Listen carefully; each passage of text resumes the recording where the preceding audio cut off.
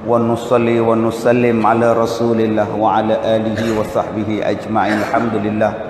Terima kasih tuan pengacara majlis yang dihormati Tuan Nazir dan seluruh ahli-ahli jawatan kuasa masjid, tuan-tuan pegawai-pegawai masjid, muslimin muslimat serta anak-anak, mudah-mudahan dirahmati, diberkati oleh Allah Subhanahu wa taala. Allah Taala menyebut di dalam Al-Quran, a'udzubillahi minasyaitonir rajim, wattaqu fitnatan la tusibannal ladzina zalamu minkum khassah. Takutlah kamu dengan azab Allah, yang mana bila azab ini turun, kata Allah, bukanlah Allah Taala datangkan kepada orang yang buat zalim saja, malah orang yang baik, orang yang tak melakukan kejahatan pun akan ditimpa oleh Allah musibah, fitnah dan sebagainya. Wa'lamu annallaha syadidul iqab, dan ketahuilah kamu azab Allah ni sangat keras. Tuan-tuan yang dirahmati Allah, insya-Allah pada malam ni kita melihat beberapa perkara, mudah-mudahan mendatangkan kebaikan, mendatangkan pengajaran, keinsafan kepada kita tentang siapalah kita di atas muka bumi ini. Tuan-tuan, Allah Ta'ala menyebut wa khuliqal insanu du'ifah. Diciptakan manusia ni dalam keadaan lemah. Du'if, lemah. Tak ada siapa boleh kata kita ni kuat, walaupun nama dia Hulk Hogan ke, Undertaker ke, The Rock ke. Kita ni adalah lemah belaka. Yang kita duk tengok Superman, Spiderman, bohong tuan-tuan, bohong belaka. Nak tunjuk kata hebat, buat Superman, Spiderman, Batman, Cicak Man semua. Man macam mana pun kita adalah insan yang lemah, kata Allah. Bagi je mengantuk sikit, tidur kan. Mengantuk sedikit saja, bawa kereta mengantuk, terlelap satu saat, adalah longkang sekarang ni. Itu yang kita kata kuat. Tak makan, tak minum kita, lembik tubuh badan, itu yang kata kuat. Allah bagi jatuh bilik air, terhentak kepala. Sekarang dah tak apa nak betul pemikiran dia. Sejak senyum, kejap gelak, kejap nangis, dah sewel lah sekarang. Itu yang kita kata kuat. Allah Ta'ala cabut nyawa kita, tak ada siapa yang boleh tahan, melarang kita daripada mati. Adakah itu yang dikatakan kuat? Sebab itu kita ini adalah lemah, tuan-tuan. Apa yang kita ada sekarang ini adalah izin daripada Allah, rahmat daripada Allah, kasih sayang daripada Allah. Maka Allah turunkan kepada kita rahmat, kasih sayang. Tuan-tuan yang dirahmati Allah, rahmat yang Allah Ta'ala bagi kepada kita dalam dunia ni sikit kalau nak dibandingkan rahmat yang menunggu dalam syurga. Yang ada pada kita rahmat ni cuma satu, tuan-tuan. Ada berpuluh-puluh lagi rahmat yang tak terhitung banyak lagi. Yang satu ini pun, tuan-tuan, tak terhitung banyaknya nikmat dan rahmat daripada Allah. Wa in ta'udu ni'matallahi la tuhsuha.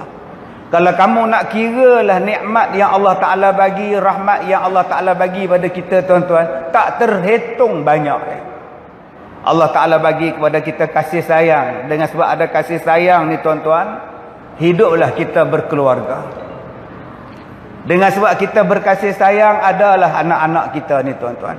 Malah kita ini pun lahir daripada kasih sayang. Kasih sayang mak, kasih seorang bapa, maka lahirlah kita. Kalau kita lahir daripada kasih sayang, kenapa hari ini hidup kita tidak ada kasih sayang? Lupakah kita bahawa kita ini terjadi daripada hasil kasih sayang dua mak bapak, dua suami isteri? Tapi sayang, tuan-tuan, bila kita lahir ke dunia, kasih sayang tu makin hilang pula.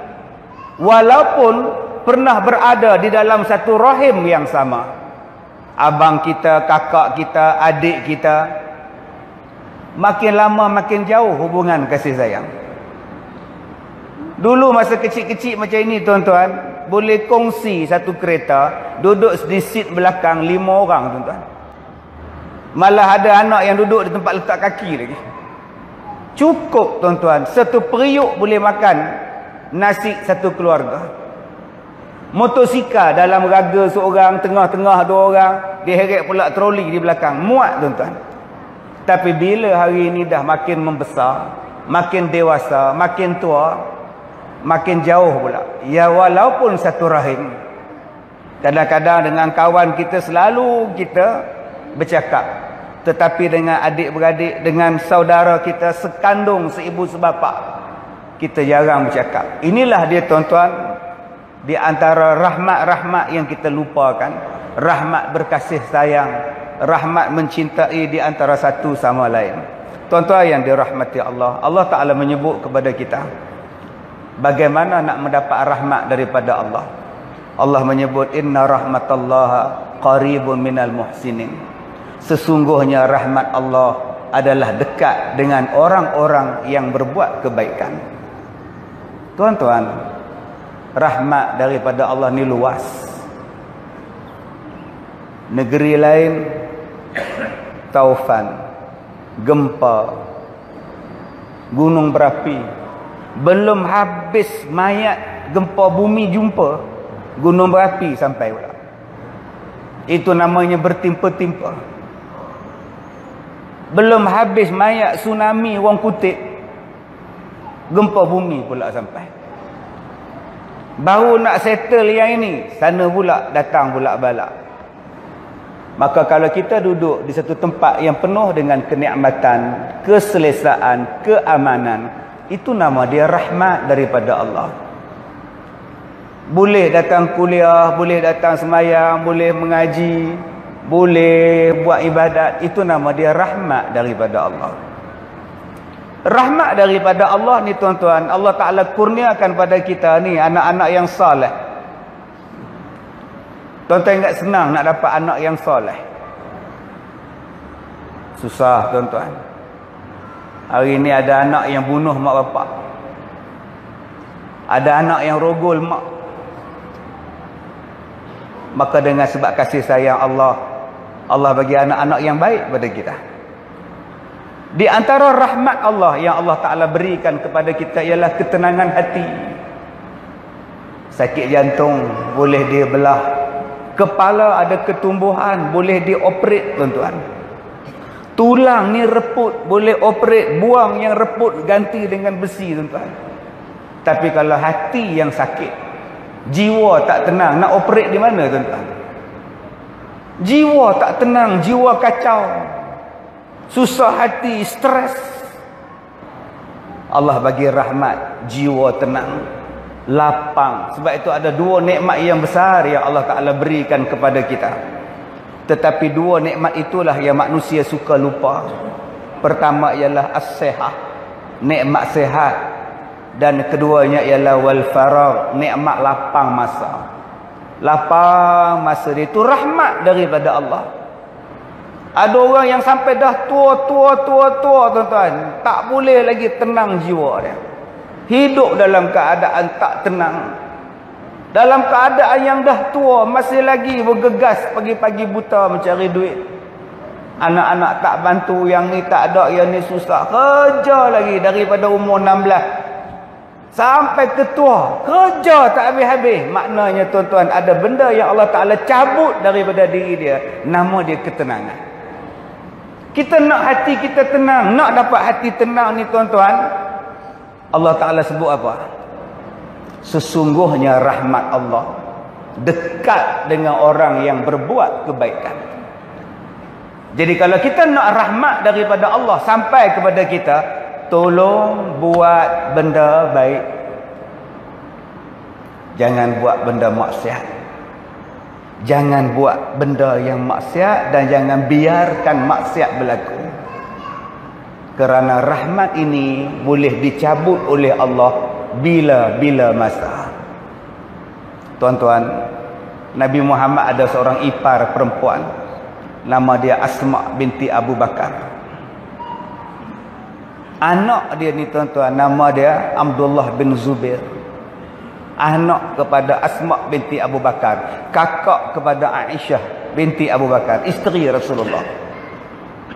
Abdullah bin Zubair ni tuan-tuan, anak dia mati dibunuh, anak saudara Nabi Muhammad sallallahu alaihi wasallam. Dan Asma binti Abu Bakar dalam peristiwa hijrah, dia yang digelar perempuan yang ada 2 tali pinggang, yang membawa makanan, yang bawa makanan pada bapa dia, pada Nabi Muhammad ketika Nabi bersembunyi dalam gua Thur itu. Asma bawa dia. Nabi panggil dia, perempuan yang ada 2 tali, satu duk ikat pada pinggang dia, satu duk ikat lagi makanan duk bawa pada Nabi dan Abu Bakar. Tuan-tuan, Asma ni orang tua, umur dia panjang, gigi dia tuan-tuan tidak ada yang rosak, mata dia tidak ada yang rosak tuan-tuan. Sampai orang tanya pada dia, kenapa kamu sihat, badan kamu sihat, mata kamu sihat, telinga kamu sihat, semua sihat. Walaupun umur dah berpuluh-puluh tahun tu, berpuluh-puluh tahun dia. Kata dia, Alhamdulillah, aku tak pernah buat jahat dengan mata aku. Aku tak tengok benda yang dilarang. Aku tak cakap benda yang dilarang. Aku tak mendengar benda yang dilarang. Allah Ta'ala turunkan rahmat kepada dia tuan-tuan. Allah pelihara dia. Subhanallah. Sebab itu tuan-tuan, kalau kita nak supaya rahmat Allah Ta'ala ni kekal kepada kita, Allah Ta'ala sebut dalam Quran surah Ali Imran. Allah Ta'ala kata apa pada kita? Allah pesan kepada kita, ya'muruna bil ma'ruf wa yanhauna 'anil munkar wa tu'minuna billah.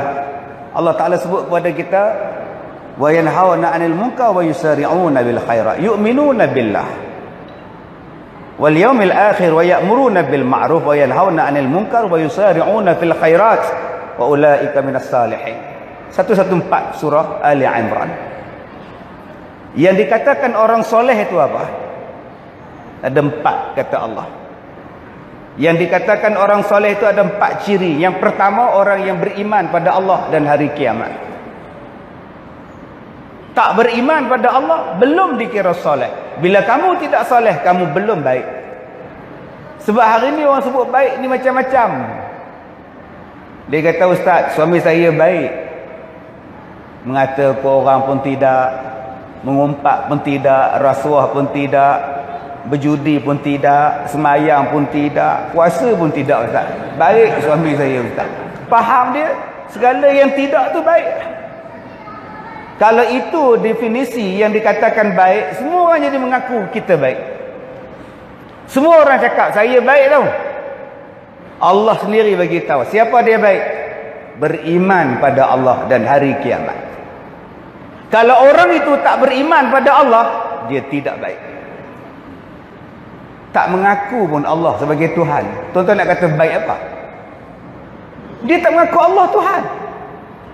Tiba-tiba kita cakap dia baik, lebih baik daripada orang Islam. Pelik kita. Hari ini pemikiran orang Islam sangat pelik. Orang yang tidak menyembah Allah dikatakan baik, lebih baik daripada orang Islam yang menyembah Allah. Hanya kerana ideologi politik hari ini, tuan-tuan. Apa nak jadi umat Islam hari ini? Allah sebut orang yang baik itu ialah orang yang percaya pada Allah. Dia tak percaya, dia tidak baik, walaupun dia baik sungguh.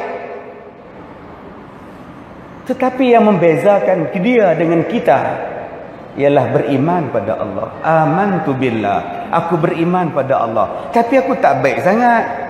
Aku mengaku aku tak baik, tapi aku percaya pada Allah. Dia masih beriman pada Allah. Baik lagi tu, tuan-tuan. Daripada orang yang baik sungguh tapi tak percaya pada Allah, duk sembah pokok, sembah batu, dia belum baik dan dia tidak baik sebab dia tak beriman pada Allah. Nilai ini nombor 1 yang orang sudah lupa, tuan-tuan. Hanya kerana perbezaan politik, satu agama pun jadi jahat. Satu masjid tak suka, satu Jumaat sekali semayang tak suka, puasa hari yang sama, hari raya hari yang sama, buat korban hari yang sama semua. Hanya kerana ideologi tak sama, jahat. Dia tu jahat. Mana ajaran Islam mana kau ambil? Kau semayang hari Jumaat sama dengan dia, tak pernah pula dia semayang hari Ahad. Engkau buat korban 10 Zulhijjah, 11, 12, 13 kau buat. Tak pernah pula dia buat 18 Zulhijjah buat korban, tak pernah dia buat. Dia pergi haji di Mekah, engkau buat haji pun di Mekah. Tak pernah pun dia buat haji dekat dengan Legoland. Sama je. Kenapa kau kata dia jahat? Oh, kerana berbeza ideologi. Oh, ini ajaran baru rupanya. Dengan sebab perbezaan ini dipegang, persamaan tidak diambil, akhirnya umat Islam menjadi hina di tempat dia sendiri, tuan-tuan. Jadi hina kita. Sebab tu Allah Ta'ala sebut dalam Quran, manusia yang baik nombor satu, beriman pada Allah dan hari kiamat. Tuan-tuan, dengan sebab kita beriman kepada Allah dan hari kiamat, Allah jaga kita. Don't worry. Tuan-tuan tengok anak-anak ni. Isteri mengandung pula. Aduh, begini suami. Aduh, anak 6, gaji tak naik-naik, mengandung pula. Aduh, betul-betul. Apa kau takut? Kan Allah sebut rezeki Allah bagi. Nahnu narzuquhum wa iyyakum. Kami yang bagi rezeki pada anak kamu dan kami yang bagi rezeki pada kamu. Kalau kita beriman pada Allah, Allah sebut dalam Quran, rezeki anak-anak ni Allah bagi. So what? Apa takut? Yalah Ustaz. Yalah Ustaz apa? Engkau beriman pada Allah, Allah bagi rezeki. Sebab itu tuan-tuan, kita ikut Quran, beriman pada Allah, taat pada Allah, percaya pada Quran, ikut Nabi Muhammad. Lain-lain Tuhan bagi. Lain-lain Tuhan bagi. Jangan takut. Allah takkan biarkan kita. Tuan-tuan cuba tengok. Saya dalam setahun saya pergi umrah, saya pun tak tahu tuan. Saya start pergi umrah tahun 97. Tiap-tiap tahun 2-3 kali setahun tuan. Ni bulan 12 saya nak pergi lagi umrah. Bawa jemaah lagi tuan. Yang baru ni saya bawa tak ramai, 40 orang. Yang bulan 12 ni saya telefon travel tadi, dah berapa nak bawa. Ada kata ustaz setakat ni dah ada dekat 300 orang. Allahu Akbar. Mau satu kapal terbang nanti kan. Tuan-tuan, di Mekah tu ada satu bangunan 4 segi, nama dia Kaabah. Allah kata wa atimul hajj wal umrata lillah. Pergi buat haji, pergi buat umrah kerana Allah. Kita beriman pada Allah. Pergi tuan-tuan. Pergi kenapa makcik pergi buat umrah makcik? Kerana Allah suruh. Kenapa abang pergi buat haji, kumpul duit, kursus haji tak berhenti? Kenapa abang? Allah suruh buat haji, saya nak pergi. Buat aja, lain-lain Tuhan bagi. Tuan-tuan, dengan sebab adanya Kaabah, orang pergi ramai-ramai, orang taat pada Allah. Cuba tuan-tuan tengok berapa ramai manusia yang hidup, yang dapat rezeki, yang dapat rahmat daripada Allah. Dalam Malaysia saja ada berapa ribu travel yang duk bawa umrah. Satu travel ada berapa staff, satu travel ada berapa mutawif, berapa banyak untung dia dapat daripada bawa orang pergi umrah saja. Berapa pula airlines? Malaysia Airlines bawa, AirAsia bawa, Saudi bawa, Emirates bawa, Brunei Royal bawa. Berapa banyak dalam setahun kapal terbang yang terbang ke Jeddah, terbang ke Madinah. Berapa ramai pramugari yang senang, pramugara yang senang, pilot yang senang, syarikat penerbangan yang senang, pekerja ground yang senang, yang dapat duit daripada satu benda yang dipanggil sebagai Kaabah saja. Tuan-tuan yang nak pergi umrah ni, belikan ihram sepasang, 2 pasang tuan-tuan. Berapa banyak kelang kain ihram yang kaya dengan sebab orang buat umrah.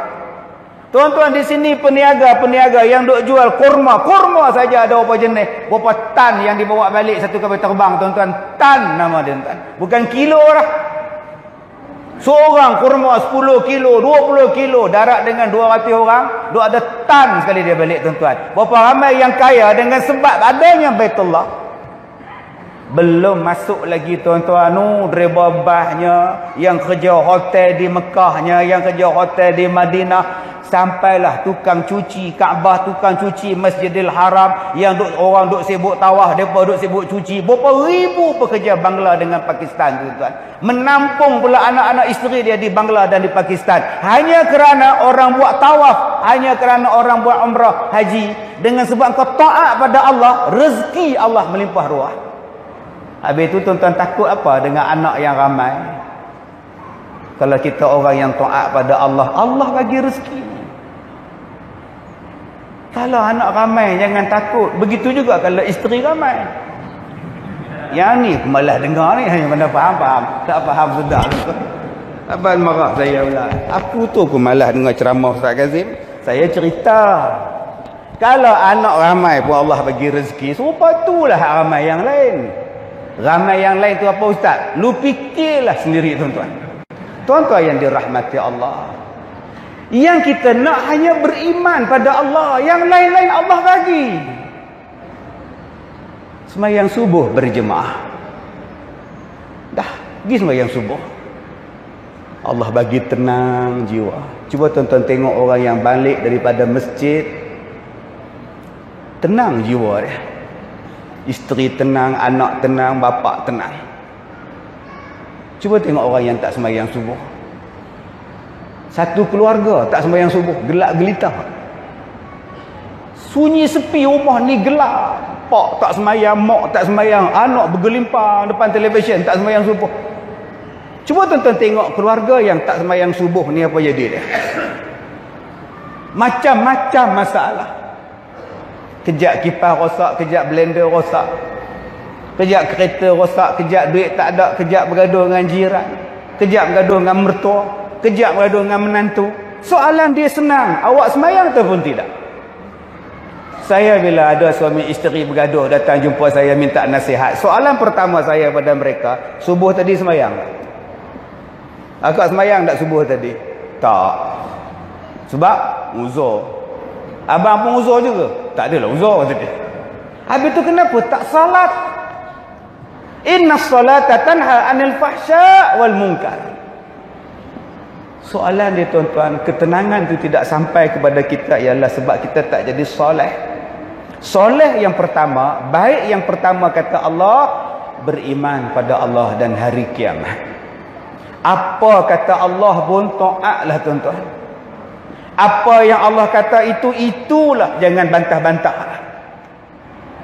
Yang kedua, yang pertama ni tadi tuan-tuan, ada orang bangun. Dalam satu majlis dia bangun. Soalan. Ya, silakan Abang Haji. Soalan saya, kenapa Allah ciptakan saya? Saya tak minta Allah ciptakan saya. Bila Allah ciptakan saya tak jadi orang baik dan saya dihukum masuk neraka. Sedangkan saya tak minta pun dicipta oleh Allah. Sekarang salah siapa? Saya tak minta dicipta oleh Allah. Bila saya tak cukup syarat jadi baik, saya masuk neraka. Apa ni? Saya tak minta pun. Soalan dia tuan-tuan. Nasib baik mikrofon tu ada tali. Kalau tak ada wire ni tu kebalik dia dah. Apa yang kurang hajar dengan Tuhan ni tuan-tuan? Apa benda yang Allah cipta yang tak elok? Cuba beritahu. Ada tak perkara yang Allah cipta yang kita tak puas hati? Cuba beritahu.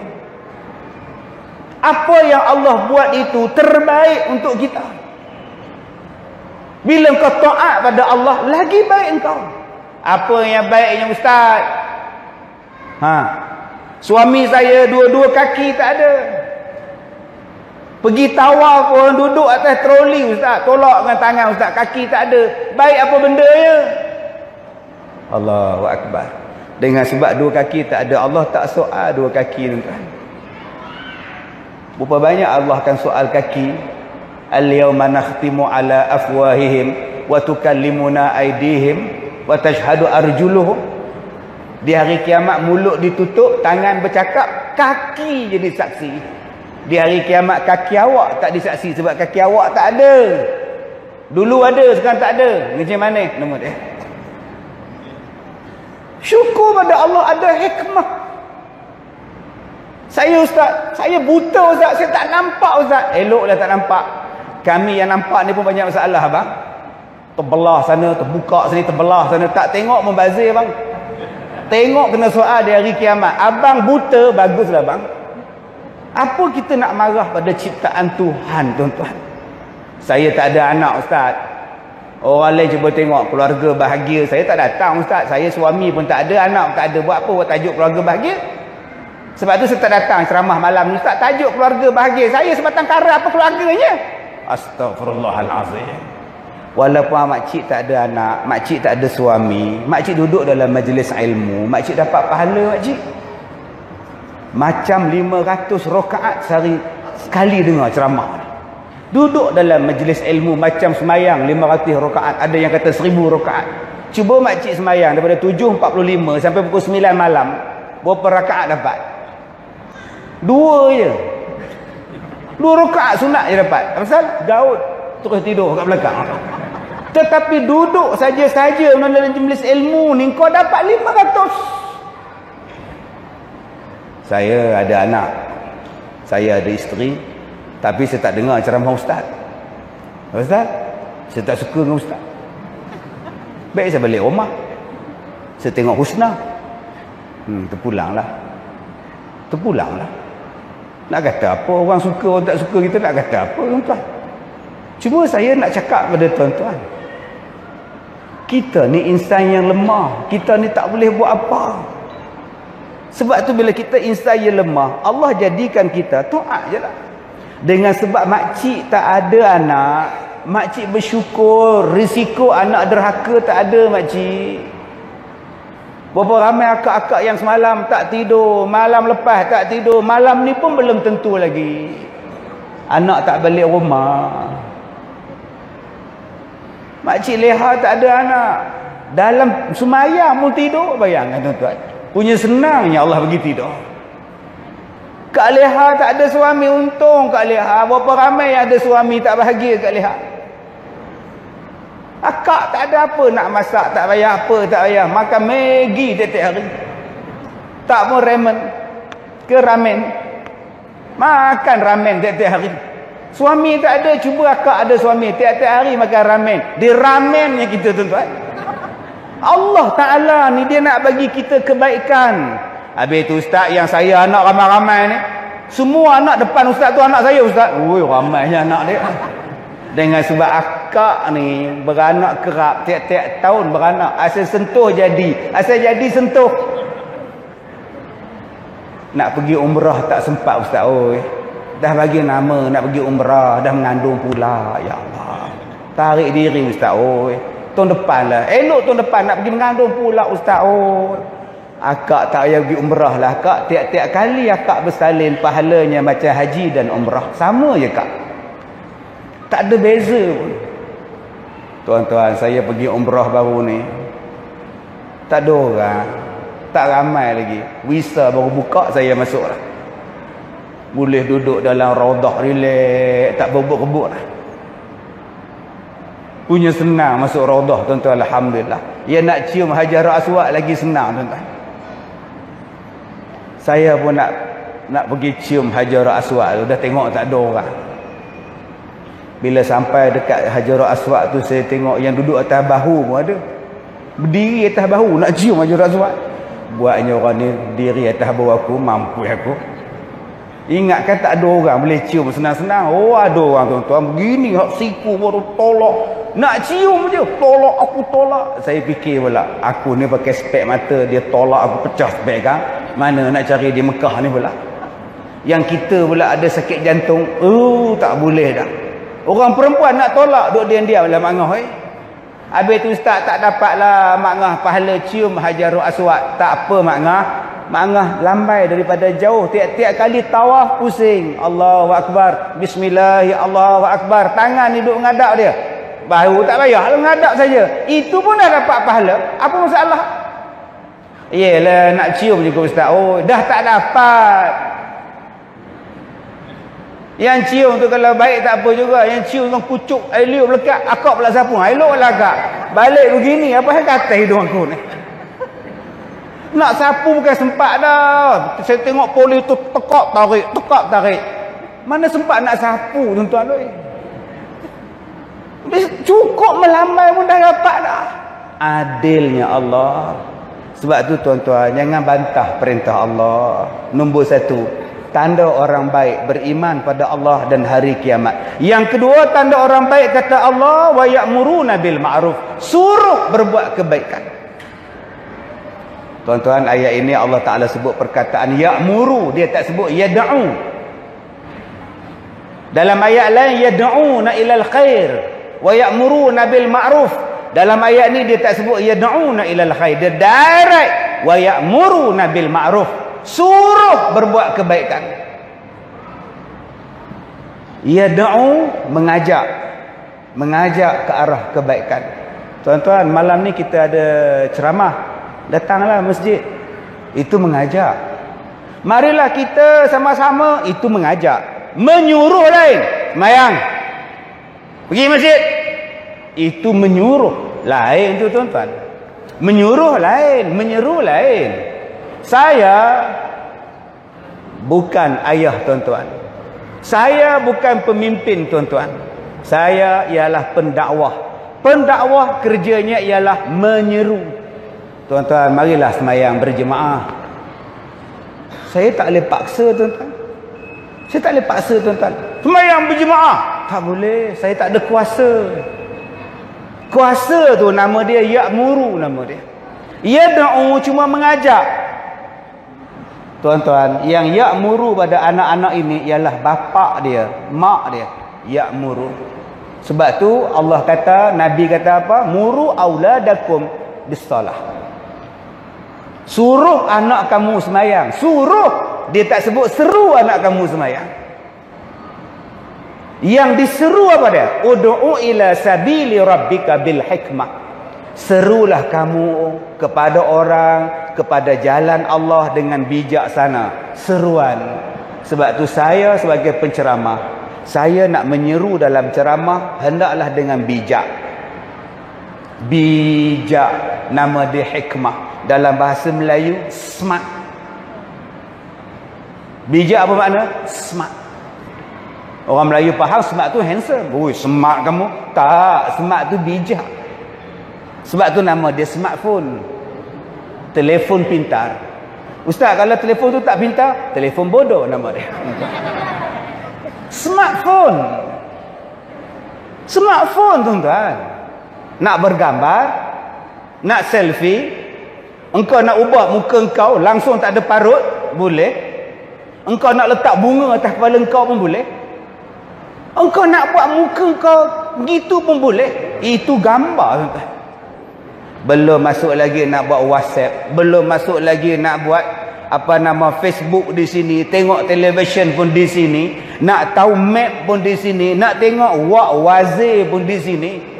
Wah, smart. Ni nama dia smartphone. Dakwah pun kena smart dakwah. Smart dakwah. Apa dia? Bijak di dalam berdakwah. Macam mana kita nak berdakwah supaya anak-anak ni boleh tunggu selama 1.5 jam. Kalaulah saya ceramah tak smart, balik budak-budak ni. Baik tengok Didi and Friends. Tengok Kazim and Friends nak buat apa? Baik balik rumah dia buka Facebook dia, dia buka Didi and Friends. Baik dia pun tengok Bobo Boy. Apa nak tengok Kazim Boy nak buat apa? Serupalah abang-abang pun. Saya kena bijak berceramah supaya tuan-tuan melekat di kapet tuan-tuan, tak balik-balik. Kalau saya tak pandai berceramah, tak bijak berceramah, baik tuan-tuan pergi ke kedai Tom Yam. Yang tukar ambil order kedai Tom Yam, mek-mek siam tu semua cantik-cantik belaka. Lembut-lembut cakap, abang makan apa abang? Nak abang satu, lembut tuan-tuan. Yang di rumah ni garang. Bancuh lah sendiri, tak ada dapur tu. Itu yang di rumah tuan-tuan. Tak ada kata ais ke apa leha. Teh air apa abang? Oi berbancuh lah orang sedekah baju ni. Teh air lah apa. Lalam nikah dengan budak siang tuan-tuan. Budak siang ni punya lembut lah. Nak minum apa abang? Oh abang weh. Oh, nak harakat oh. Tak cabut kepiah hamba Allah tu. Tapi kalau saya ceramah dengan hikmah, dengan bijaksana, macam mana saya nak tackle orang, macam mana saya nak bagi faham orang, tu nama dia smart. Hikmah ni bukannya slow. Hikmah ni bukan perlahan. Hikmah ni bukan lemah lembut. Hikmah ni ialah bijak. Jangan tuan-tuan faham hikmah ni lemah lembut. Tuan-tuan, dalam kita menghadapi cabaran semasa, hendaklah kita, tuan-tuan, lebih banyak tiang pada jemaah tu. Yang dengar tu 6 orang je. Yang lain balik. 6 orang tu pula 4 pekak. Dia pakai alat bantuan pendengaran, bukannya dengar pun. Yang 2 orang pula kencing tak lawas, keluar masuk tandas. Ni nama dia hikmah. Saya tidak ada kuasa. Saya cuma boleh mengajak di televisyen, di radio, di padang, di masjid, di YouTube, di Facebook, di blog, buku. Yang ada kuasa dipanggil ya'muru, suruh.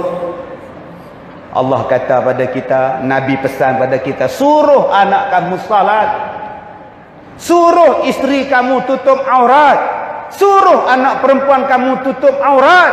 Itu nama dia perintah. Tapi kalau kita bapa ada anak macam ini, kita tak suruh mereka salat. Kita tak suruh mereka salat. Walaupun kita beli handphone pada anak, walaupun kita caring pada anak, tiap-tiap malam bawa anak makan ayam goreng, kita caring, kita yang sikat rambut anak kita, kita yang bawa dia petang-petang jogging, petang-petang naik basikal keliling taman. Bagus betul engkau Din, engkau dengan anak engkau caring lah, baguslah Din. Tapi kita tak suruh mereka semayang. Din tadi belum baik. Sebab Allah sebut yang baik itu apa? Suruh mereka buat yang baik. Berapa banyak tuan-tuan bapak baik, mak baik dengan anak-anak, sebelum tidur bercerita sang kancil dengan kura-kura supaya anak tu tidur lena. Baik sungguh tuan-tuan. Tiap-tiap minggu bawa anak melancong, kejap pula Pangkor, kejap pula Langkawi, kejap pula Tioman, kejap pula Pisang. Segala pulau dia bawa. Tapi anak tadi tak pandai baca Quran, tak disuruhnya pun baca Quran. Mak bapak tadi belum dikira sebagai anak yang soleh. Sebelum bapak yang soleh, mak yang soleh, bagaimana kita nak marah kalau anak kita anak tak soleh? Kita selalu marah pada anak. Anak melawan, anak tak tolong, anak malas, anak derhaka, anak. Sebelum kita tanya pada anak, kita tanya pada diri kita dulu. Engkau buat apa pada anak engkau? Engkau pun tak soleh pada mereka. Subuh kau tak pernah ajak ke masjid. Besok cuti, bawa lah ke masjid. Tak bawa juga. Tak pernah bawa. Quran tak pernah baca. Yang dia baca WhatsApp. Tiap hari tuan-tuan, cuba tengok, saya duduk perhati tuan-tuan. Semayang di masjid dah bagus, tapi handphone dalam poket. Habis-habis salam, zikir dah tak ada. Dia lunjuk kaki terus, seluk, rupa nak ambil handphone. Handphone dulu dia baca tuan-tuan. Tak semayang 3 rakaat maghrib, itu dia duduk fikir kot, siapa pula WhatsApp ni. Mula-mula yang dia capai bukan lagi tasbih dah tuan-tuan. Ada satu makcik beli tasbih dekat 20. Banyaknya makcik buat apa tu? Hadiah kawan-kawan ustaz. Oi. Ada lagi ke orang berzikir lepas mayang makcik sekarang? Ustaz-ustaz pula mengajar jangan berzikir, bid'ah, Nabi tak buat lepas mayang. Pakak tak berzikir pula tuan-tuan. Bila kita tanya kenapa tak berzikir tu imam, zikirlah sikit lepas mayang. Ustaz baru balik umrah kan? Ya. Ada tak tu imam tanda berzikir? Tak ada. Habis tu kenapa sini berzikir? Astaghfirullahalazim. Itulah nama dia uruf. Kalaulah tu imam Mekah tu berzikir lepas mayang maghrib, bila orang nak tawaf? Ila subhanallah, subhanallah, subhanallah, subhanallah, subhanallah. Pakat tak semayang, tak tawaf duduk tunggu. Ada keutamaan dia. Bangun orang nak tawaf, bangun tu berjuta di belakang tu, ngengkau je. Tapi kita di Malaysia, di mana ada orang tawaf lepas maghrib? Assalamualaikum, Assalamualaikum, belah. Asal tak zikir, tak nampak orang tawaf. Mana nampak lah. Itulah nama dia uruf, keadaan setempat. 4 orang je semayang subuh. Maghrib, subuh 4 orang. Imam, Tok Bilal, Tok Siap, bendahari masjid. Habis-habis semayang zikir lah. Subhanallah. Kau nak kejar siapa? Lainlah kalau di lebuh raya, tak payahlah zikir. Ni di RNR lebuh raya. Berapa ramai tuan-tuan yang kita nak kejar masa dia pula subhanallah, subhanallah. Dah lah sempit. Begini orang nunggu kat tangga tu. Belum lagi. Tah panjang pula doa tuan-tuan. Saya rasa nak angkat dengan Tuan Imam tu, sila kat depan belakang tu. Ni dalam keadaan orang nak berjalan. Sekarang ni lebuh di highway, sekarang ni di airport. Surah tu surah airport. Orang nak kerja kapal terbang, nama dah dipanggil. Penumpang Muhammad Kazim bin Ilyas, sila ke pintu gate 8 untuk penerbangan segera. Terima kasih. Yang kita duduk subhanallah, subhanallah lagi apa? Tengoklah keadaan. Itulah nama dia uruf. Nama pun sunat. Keadaan bagus, silakan. Keadaan tak mengizinkan, silakan dengan cara tak izin. Inilah nama dia bijak, hikmah. Itulah nama hikmah. Ini kami terbang dan nak jalan. Subhanallah, subhanallah, subhanallah. Woi, sudah Tok Imam nak terbang. Tak apa, pilot tunggu. Subhanallah, pilot tunggu kau cakap. La ilaha illallah. Tuan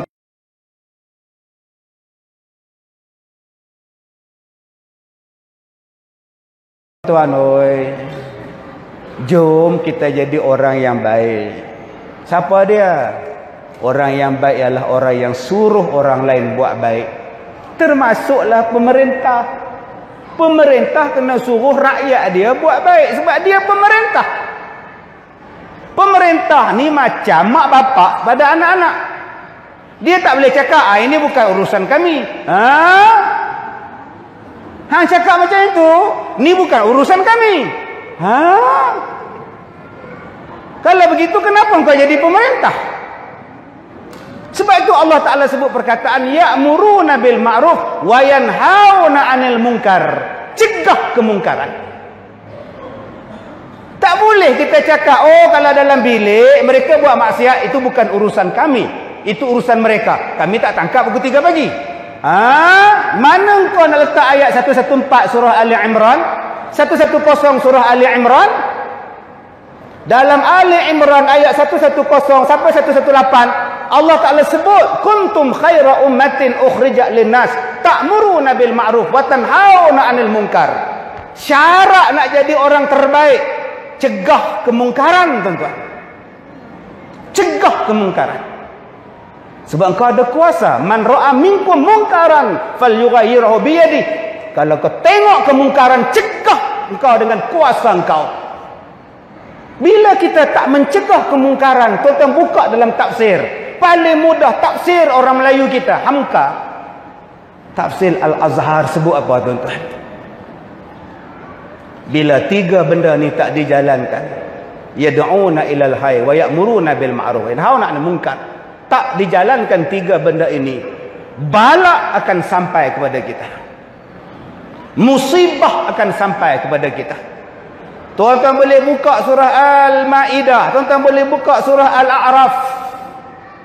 Bagaimana Allah Ta'ala menghancurkan umat-umat yang terdahulu atas lisan Daud, atas lisan Nabi Daud alaihissalam.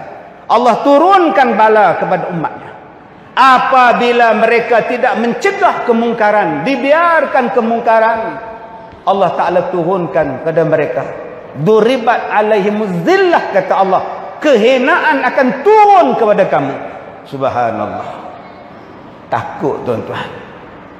Ustaz, ya, kita tak boleh, kalau benda tu buat senyap-senyap dalam bilik ke apa ustaz, kita tak boleh mengintai. Memang kita tak mengintai. Islam tak bagi pasang CCTV pun dosa. Pergi letak dalam hotel CCTV. Makcik tu masuk hotel nak pergi kursus umrah, nak mandi dalam bilik air. Yang tu berdosa. Salah. Duk lekat kamera, tak dekat aircon, Suami isteri itu masuk bulan madu duduk rakam, haram. Yang dikatakan boleh tu apa? Balik buka kitab tuan-tuan, at-tajassus. Tajassus tak boleh mengintai orang, mengintai apa salah orang, tak boleh. Dia pakai kereta besar, mana dapat duit? Lantak dia lah. Dia dah minta duit kau? Tak ada. Dia dah minta duit bapak kau? Tak ada. Lantaklah dia. Yang salahnya aku nak cek tengok mana dia dapat duit. Sudah tuan-tuan. Aku nak tengok. Itu mengintai tu duk korek lubang mana duk mengintai apa dia buat. Salah. Tetapi jikalau ada unsur-unsur yang diterima daripada pelapor, dan pelapor itu pula adalah adil, memang kena pergi tengok apa yang berlaku dalam rumah ni, untuk mengelakkan perbuatan-perbuatan yang jahat. Tuan, sebelah rumah saya ni, saya nak buat laporan sikit. Saya agak ada benda tak elok lah tuan. Bau daripada rumah ni macam bau ganja ke apalah tuan. Tiap-tiap malam bau ganja masuk rumah saya. Macam mana kamu tahu bau ganja? Saya tahu lah, saya hisap ganja dulu. Wah, sudah tuan. Maknanya polis boleh serbu rumah tu. Boleh jawab? Boleh jawab. Kita tak boleh serbu pukul 3 pagi ya. Itu hak dia dalam rumah. Dalam rumah hak dia lah. Okey. Terima kasih. Ya, habis tu polis buat apa? Itulah nama dia perisik. Dengan adanya perisik dia boleh buat. Nampak dia ni buat masuk benda tak elok. Kita nampak dia ni kejap ni datang, kejap perempuan ni masuk, kejap perempuan ni masuk. Kejap perempuan 4 orang masuk, 4 orang keluar. Dia ni buat apa sebelah dia? Perdagangan manusia kah? Boleh repot. Jangan kita cakap kita tak boleh campur kain orang apa semua, tak boleh campur kain biar dah. Ni lagi pun mereka buat tutup. Mana boleh macam itu tuan-tuan? Allah letak dalam Quran cegah kemungkaran. Kalaulah begitu, isteri tuan-tuan buat maksiat dengan bangla. Din, aku nampak bangla bawa bini kau masuk hotel, Din. Dia buat di luar ke dalam bilik? Dalam bilik. Itu hak dia orang. Astaghfirullahalazim. Boleh faham tak tuan-tuan? Kalau berlaku benda ni pada anak tuan-tuan. Din, aku nampak anak engkau ada satu laki-laki bawa atau masuk bilik hotel. Aduh, dering je masuk. Dia orang masuk tu kunci pintu dah. Dia orang kunci semua tak nyampur. Biarkan mereka. Itu bukan urusan kita. Bapak jenis apa engkau ni?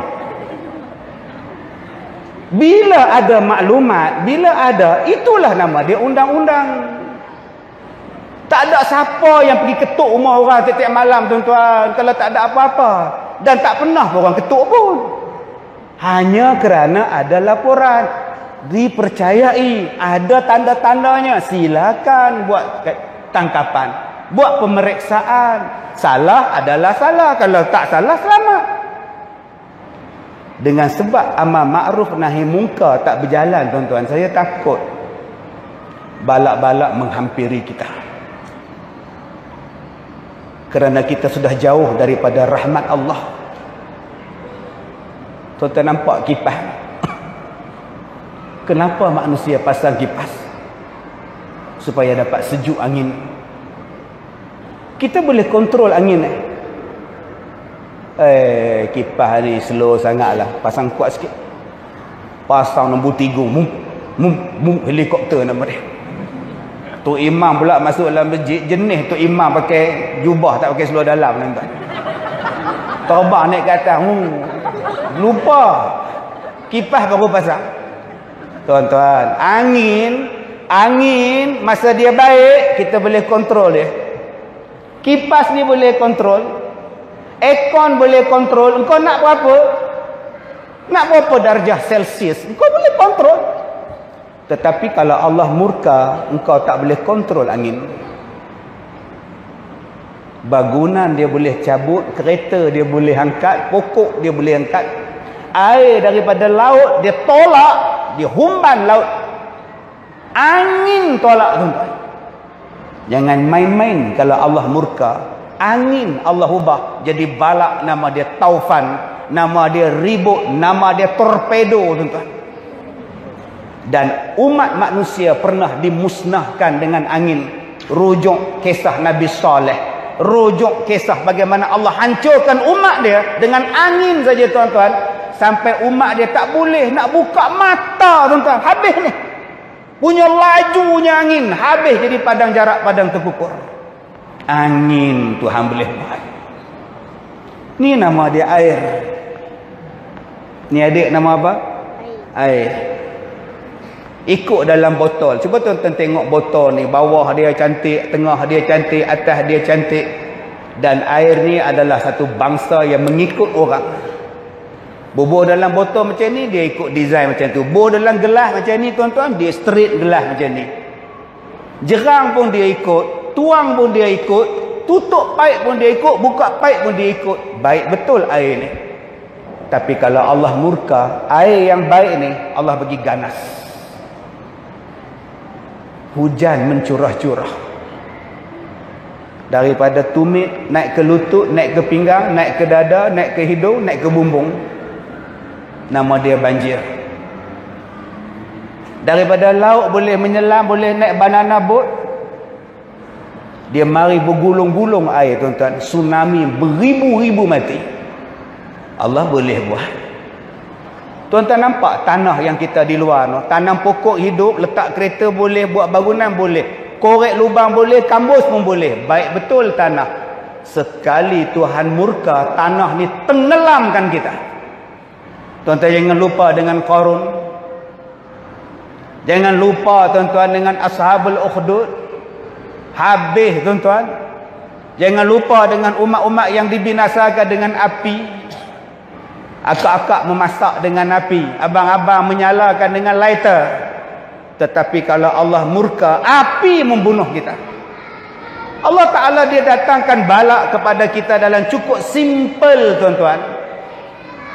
Lawan Tuhan, nyamuk.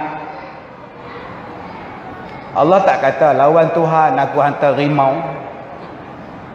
Allah sebut innallaha la yastahi an yadriba mathalan ma ba'udatan fama fawqaha. Allah hantar nyamuk. Dia gigit adik ni dapat demam apa? Denggi. Dia gigit adik ni dapat demam apa? Malaria. Dia mari gigit seekor 13 botol air duduk kat hospital. Jadi mering duduk di hospital. Orang yang kena denggi ni tuan-tuan, dia tahulah pengalaman dia macam mana. Orang datang ramai dia menyampah, tengok orang ramai dia menyampah, badan lemah-lemahnya, segala sendi ni belum masuk denggi berdarah. Yang dibunuh nyamuk lagi ramai daripada yang dibunuh rimau. Sebab tu Allah Ta'ala kata nyamuk. Belum masuk tuan-tuan, hilangnya rahmat, doa tidak mustajab. Kalau ditanya, apa akibat amal ma'ruf nahi munkar ditinggal? Apa akibat? Doa tidak mustajab. Apa akibat? Rezeki ditarik balik. Apa akibat? Ma'isyatan dangka, hidup engkau akan jadi sempit. Yang keempat, akibat apa? Amal ma'ruf nahi munkar tidak ditegakkan. Yang bermaksiat akan bermaharajalela. Yang baik pula ia akan jadi susah. Akhirnya tuan-tuan, yang kelimanya akan datang balak yang tak diduga-duga tuan-tuan. Allah Ta'ala sebut kalau kita orang baik, walau amanu ahlul qura lafatahna alaihim barakatim minas sama'i wal ard. Kalau negeri itu baik, Allah buka pintu rahmat, pintu berkat daripada langit dan bumi. Tetapi kalau mereka kufur kepada Allah, lawan Tuhan, Allahu Akbar tuan-tuan, cukup jadi pengajaran kepada kita. Berapa banyak benda yang tak elok boleh datang kepada kita. Tuan-tuan yang dirahmati Allah, mudah-mudahan mukaddimah tadi bagi manfaat pada kita.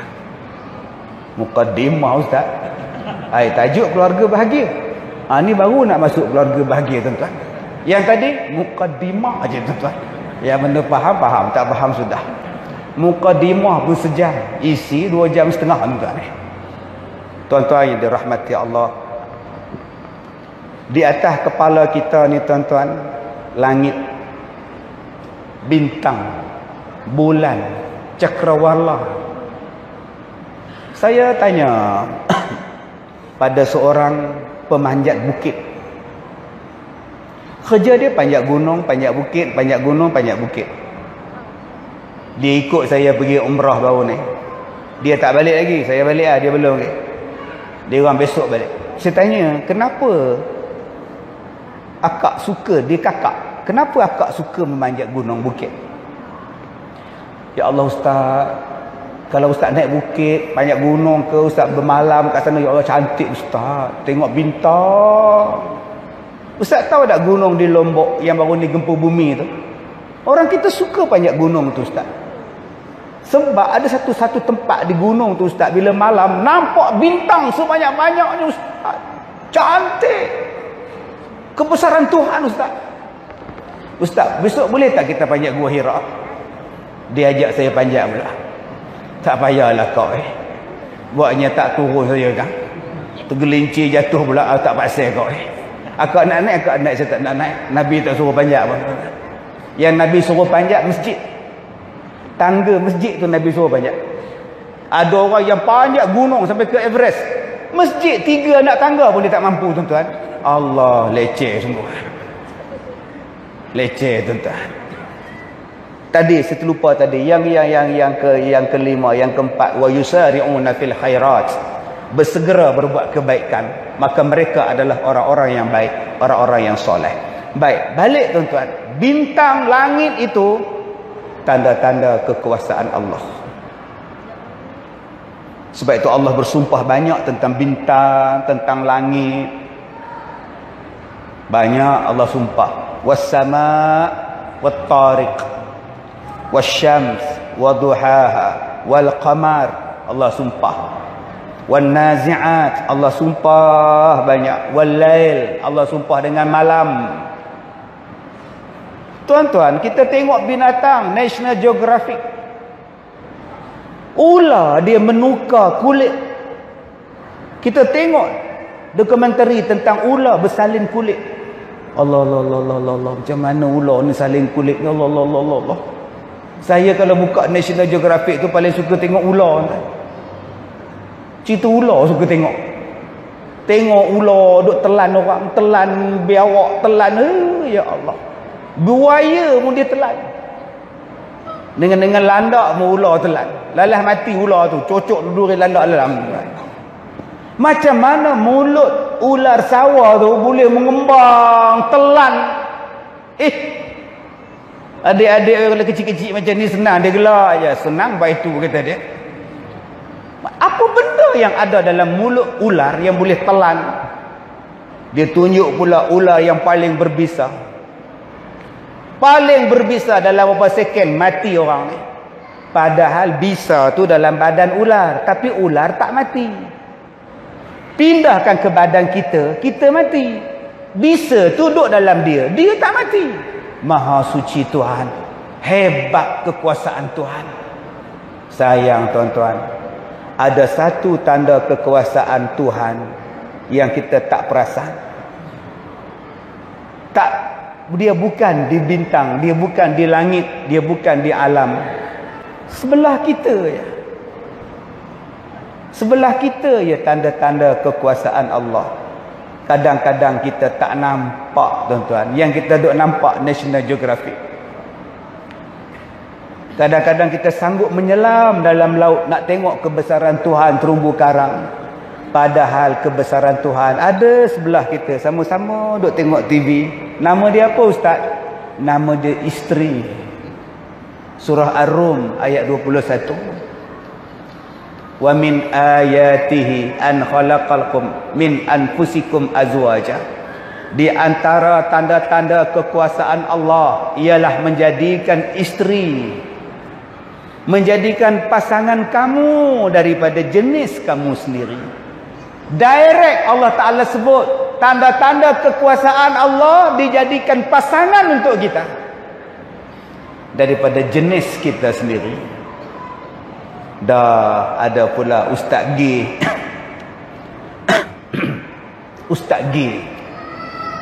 Dia kata bapak-bapak dan ibu-ibu, sebenarnya di dalam Islam tidak salah kita melakukan aktivitas homoseksual.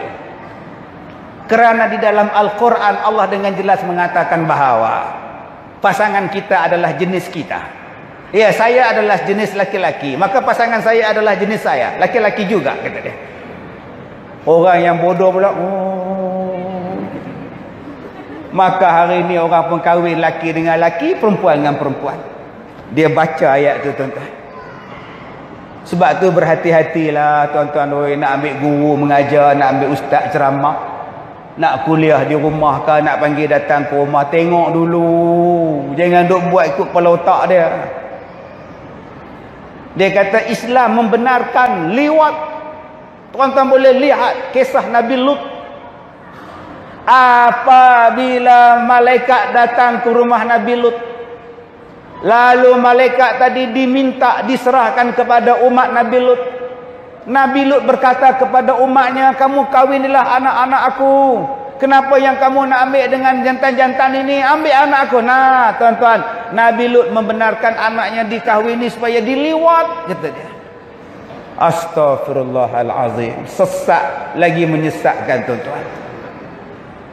Habis itu Ustaz Ar-Rum sebut ayat 21, dijadikan pasangan kamu daripada jenis kamu. Jenis apa makna? Manusia. Pandai adik kita ni, pakai baju jersey Malaysia lagi. Oh, bagus. Manusia.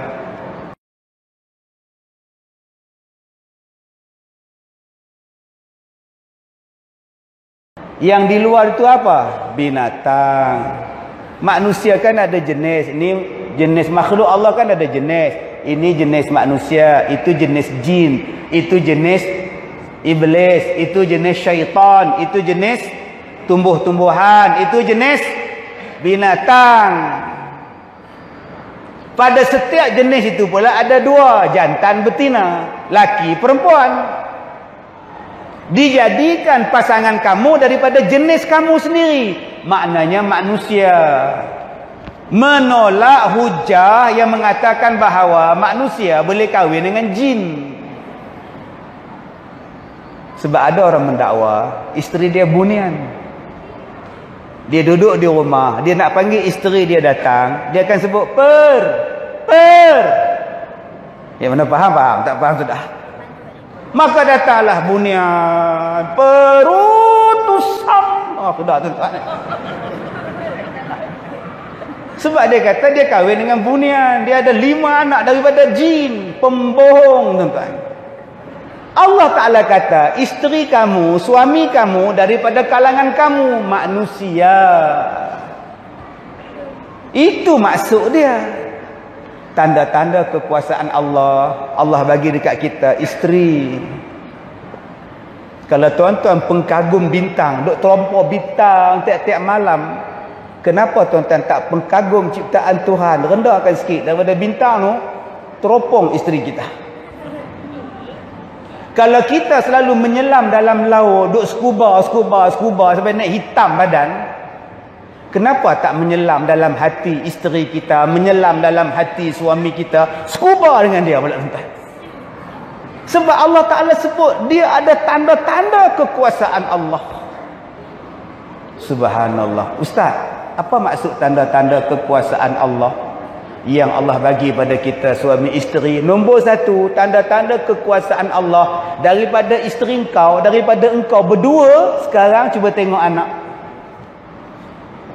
Ada engkau sangka anak engkau 8? Ada pernah kita sangka anak kita perempuan semua? Ada pernah kita sangka kita ni dapat anak? Sebab tu ramai suami isteri duk tengok anak-anak dah besar, anak-anak kita, abang. Ya Allah, nampak? Tak sangka abang, saya boleh beranak sampai 10 abang. Ya Allah. Tanda-tanda kekuasaan Allah. Cuba tengok anak-anak kita ni, tuan-tuan. Hidung dapat kat mak, mata dapat dari ayah dia. Aku tengok hidung anak kita, hidung kamu, mata aku, kulit kamu. Ya Allah, hebatnya. Telinga aku pula, kata dia. Allah bagi, tuan-tuan. Inilah dia tanda-tanda kekuasaan Allah. Nombor satu, Allah bagi pada kita anak-anak. Sebab itu bila Allah Ta'ala bagi pada kita isteri, bagi kita suami, syukur. Akak-akak jangan duduk menyesal pula tengok suami. Tengok suami, tengok Tok Imam. Tengok suami, tengok Tok Imam. Nyesal dapat suami aku ni. Imam apa tak jadi. Kalau lah aku kahwin dengan Tok Imam tu kan bagus. La ilaha illallah. Sebab ada orang datang jumpa saya, Ustaz, kahwin dengan saya Ustaz. Kenapa saya nak kahwin dengan akak? Saya nak macam satu orang, macam suami kan, bimbing kita kan. Jadi suami saya tak boleh bimbing saya lah Ustaz. Kalau Ustaz nak saya minta cerai, saya nak kahwin dengan Ustaz. Tak payah. Viral satu Malaysia pula. Dah lah apa yang jadi kat saya semuanya viral tak habis-habis. Asyik Ustaz Kazim je muka depan surat khabar. Asyik muka depan surat khabar Ustaz Kazim lah. Akak pula nak minta cerai, nak kahwin dengan saya. Minta maaf lah akak. Oi, jaga suami akak elok-elok. Ada yang tak ada suami datang jumpa saya. Ustaz, ambillah saya Ustaz. Akak saya baru 46 kak. Akak 62 kak. Jauh tu kak. Saya 46, dia 62. Jauh tu kak. Tak apa Ustaz, akak boleh terima. Walaupun Ustaz muda pada akak, akak boleh terima. Saya cakap memang akak boleh terima. Yang tak boleh terima saya kak. Tapi kalau 26 insya-Allah saya fikirkan. Tuan-tuan, akak-akak janganlah bila tengok suami ni duduk menung. Macam mana aku boleh berkenan kat dia? Silap tu. Silap akak cakap. Yelah, jiran saya Ustaz, six pack, bulu dada ni Ustaz. Allah, suami saya bulu apa tak ada Ustaz. Kalau akak nak suami yang berbulu, orang hutan banyak kak. Sampai ke muka-muka bulu semua sekali. Jangan cakap silap. Ni abang-abang nak tengok isteri pergi ke dapur, kita duduk atas sofa duduk tengok isteri ke dapur. Silap. Tak silap macam mana kata dia? Balancing out, alignment out. Begini. Sekali Ernie dah pergi berjalan. Dia duduk tengok yang cantik-cantik ni tuan-tuan, yang badan slim-slim. Dia tengok isteri dia slim, kata dia. Tu bukannya tuan-tuan, itulah yang terbaik untuk kita. Sebab Allah yang jodohkan kita dengan dia. Tuan-tuan lupa Allah yang bagi tu. Dalam banyak-banyak perempuan, yang tu Allah bagi. Dalam banyak-banyak lelaki, yang tu Allah bagi. Habis itu redha. Melainkan kalau dia jahat, melainkan kalau dia tak elok, melainkan kalau dia tak betul, minta cerai, cari yang lain. Jangan jahat pun sabar. Ustaz, suami saya tiap-tiap hari pukul saya Ustaz. Sepak saya, iron saya macam-macam Ustaz.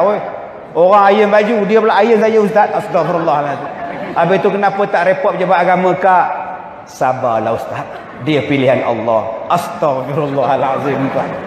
Kamu kan ada daya, kamu kan ada upaya, kamu kan ada berfikir.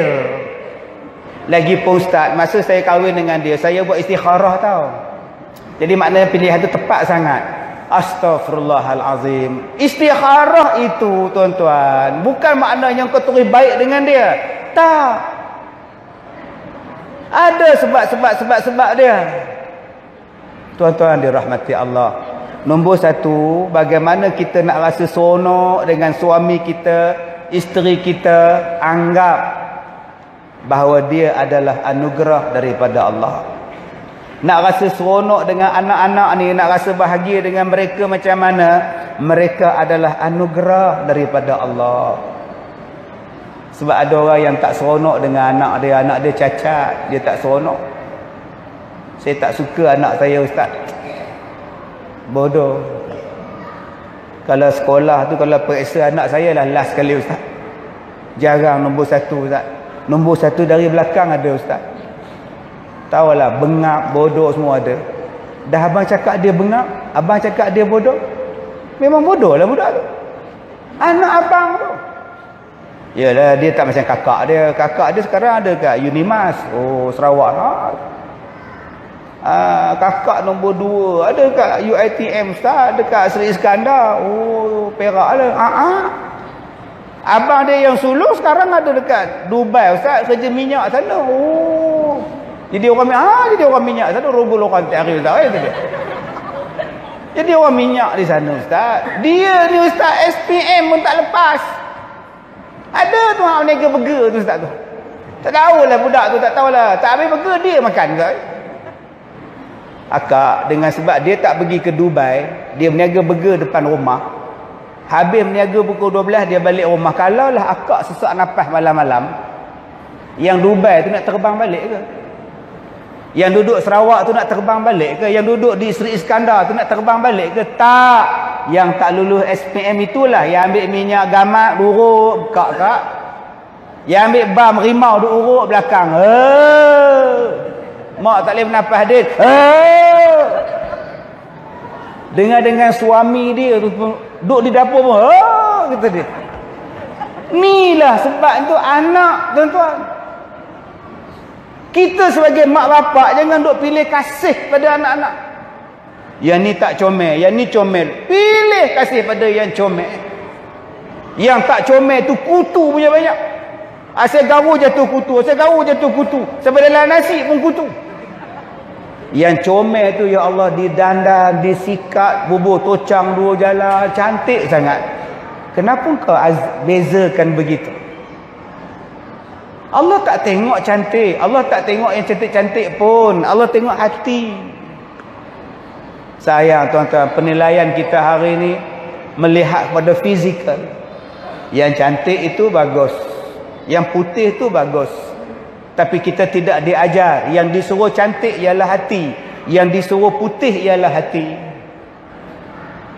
Maka manusia pun sibuk nak bagi putih muka, tapi tidak berusaha untuk memutihkan hati dia. Tuan-tuan, itu yang pertama. Bagaimana nak rasa bahagia dengan anak-anak dan isteri kita? Redha dengan pemberian Tuhan. Kedua, sabar dengan ujian yang datang daripada mereka. Sebab Allah Ta'ala sebut innama amwalukum wa auladukum fitnah. Harta kamu ujian, anak-anak kamu adalah ujian pada kamu. Sabar. Lahir anak kena tahan di wad. Cek. Rupa-rupanya jantung berlubang. Jantung berlubang. Umur sehari, 2 hari, 3 hari menangis saja. Sabar. Buat nak macam mana? Jantung berlubang kot? Tak. Habis tu kenapa menangis? Tak tahulah Ustaz. Saya pening kepala. Cuba bubuh nama Ahmad Albah. Hilang menangis dia. Sabar. Berapa banyak anak-anak yang dulu masa kecil menyusahkan mak bapak dengan demam, dengan sakit, dengan nakal. Sekaranglah yang paling berbakti pada mak bapak dia. Berapa banyak anak-anak kita dulu tuan-tuan yang kita tengok ni pengunsing, sekarang dia yang buat kerja semua. Allah nak test kita, liyabluwakum ayyukum ahsanu amala. Jangan fed up untuk didik anak-anak kita. Jangan kita naik tangan tak tentu hala untuk didik anak-anak kita. Kita tak tahu apa yang akan jadi pada mereka, tuan-tuan. Ada orang yang anak dia menangis, dia goncang anak dia. Aku kata diam, aku kata diam. Budak tu terhengguk-hengguk kepala, tuan-tuan. Lepas tu dia diam sungguh. Tak menangis tidak, cakap tidak, pun tidak, Ailio duduk meleleh. Pergi ke hospital, doktor kata kecacatan otak akibat digoncang. Macam? Ada budak-budak yang nakal, ambil marker pen, conteng dekat dinding rumah. Dilukis pula, mama ni pen tu ipin. Bapak dia balik, dipen ni anak dia, tuan-tuan. Kamu tahu tak ni wallpaper. Wallpaper. Mahal pam sekali, tuan-tuan. Udah begini pergi sekolah tuan-tuan. Tak betul dah ni. Tuan-tuan sayang wallpaper ke sayang anak? Sayang wallpaper ke sayang anak? Sebab tu kalau anak kecil-kecil tak payah wallpaper lah. Lantak lah. Memang kerja dia menconteng. Dinding biasa sudah. Ni nak cantik macam orang tak ada anak rumah dia. Salah pula letak spray, letak pula kristal atas meja tu. Anak baru nak merangkak, nak berjalan, dia tarik pam pecah. Bodoh, tak nampak ke mak beli kat kan? Aku beli kat Langkawi tau, jenuh bayar baca doa custom wajah alamin pecah. Yang kau letak pasal apa? Budak kecil. Kita tak sabar. Banyak orang tak sabar tuan-tuan dengan anak. Sedangkan Allah nak test. Ada suami-suami yang tak sabar dengan isteri dia. Saya tak tahu Ustaz, bini saya ni. Janganlah sebut bini bang, sebut isteri bang. Bini ni orang hulu mana tak tahu, orang tak sekolah sebut bini bang. Orang tak ada pendidikan sebut bini bang. Orang yang kasar ni sebut bini bang. Kita ni orang lemah lembut, kita ni orang belajar sebut isteri. Lebih sopan orang rumah. Manja benar orang rumah. Ini tak habis-habis. Tuan-tuan, bini kita ni, ustaz pun cakap bini. Astaghfirullahalazim. Boleh tak kita jadi macam Rasulullah? Lemah lembut dengan isteri Rasulullah. Sebut, ustaz, isteri saya kuat beletir lah ustaz. Tak apa. Dia beletir lebih pendek daripada dia diam. Mana ada orang perempuan beletir 24 jam. Dia tidur dah.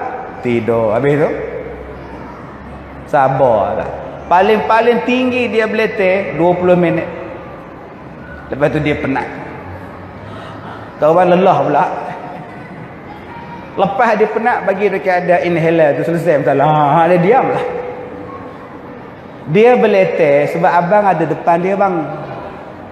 Kalau abang tak nak bagi beletir, waktu dia beletir, abang start motor. Bila abang tak ada, dia tak beletir lah. Mana ada perempuan beletir, tak ada siapa? Tu gila nama dia. Dia seronok beletir sebab abang menjawab. Cuba abang start motor, pergi. Dan bila balik nanti, agak-agak dah senyap, pastikan bawa balik makanan. Dan mesti dia diam. Kalau nak lagi diam, bawa balik barang daripada kedai Pak Cik Habib. Lagi tenang tuan-tuan. Gelang dapat, cincin dapat, nama dia Habib jual. Lagi tuan-tuan. Setiap hari dia beletir sebab dapat hadiah. Beletir tu relax sebab dia penat. Kalau orang tanya kita, kenapa isteri beletir? Sebab dia penat. Dia jaga anak, dia menyusukan anak, dia masak, bumbung bocor dia tukar. Oh, letih tuan-tuan. Aircon tak sejuk dia servis. Memang dia penat lah, dia beletir. Kalau tuan-tuan tak nak bagi dia beletir, tuan-tuan buat kerja semua, dia tak ada benda nak beletir tuan-tuan. Akak-akak, saya nasihatkan, suami akak ni bukan malaikat. Dia manusia. Janganlah duk beletir sangat. Janganlah duk minta yang bukan-bukan. Dia manusia kau ni. Dia ada masalah tempat kerja, jam lagi nak balik, rotek mati pula. Saman pula lagi kena. Aduh, letihnya. Akak pula duk beletir begini, duk tunggu kat muka pintu. Lambat balik buat apa? Aku tak balik nanti kang, kata dia. Sabarlah akak ni. Jadilah seorang isteri yang membahagiakan suami dia. Letih di pejabat, tempat kerja, tengok muka akak, hilang letih. Jangan bila tengok muka akak-akak, bertambah-tambah letih suami kita. Dah tahu suami nak balik 6:30 petang, siap Milo ais, mi kari. Beli kedai Ahok untuk ni. Tak benar faham, tak faham sudah tak ni. Milo ais siap, mi kari siap, dengan akak pun dah siap. Begini nunggu suami pakai skirt lagi. Abang nak yang mana? Milo ais, mi kari atau saya? Umur 65 pakai skirt. Astagfirullahalazim.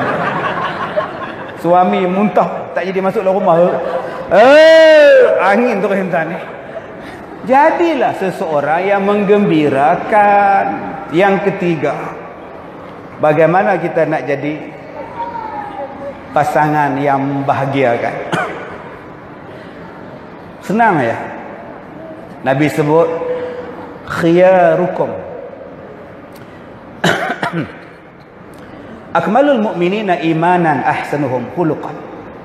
Orang yang paling baik di kalangan kamu ialah orang yang paling baik akhlaknya. Orang yang paling sempurna iman di kalangan kamu ialah orang yang paling baik akhlaknya.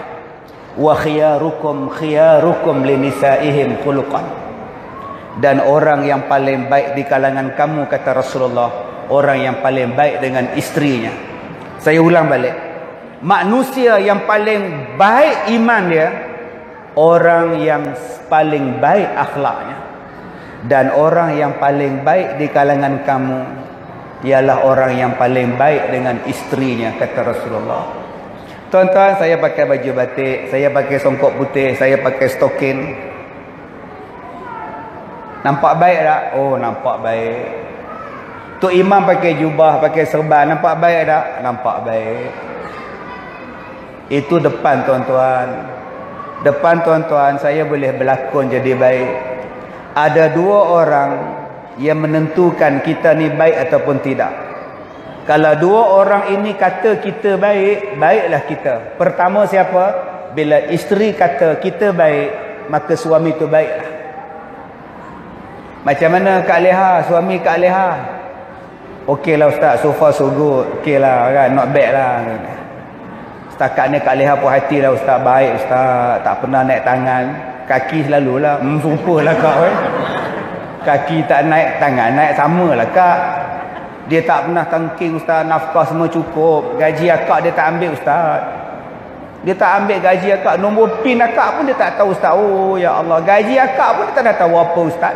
Semua perbelanjaan dapur dia tanggung semua Ustaz. Tak tahulah Ustaz. 1 juta seorang dia Ustaz. Oh, baiknya Ustaz. Tak pernah hanya tanpa akak. Tak pernah tengking langsung Ustaz. Oh,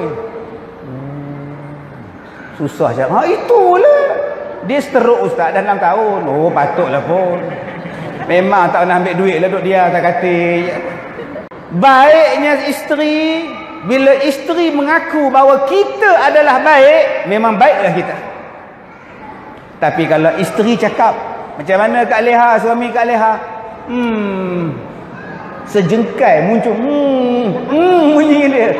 Tapi dia rajin ke masjid. Memanglah di rumah.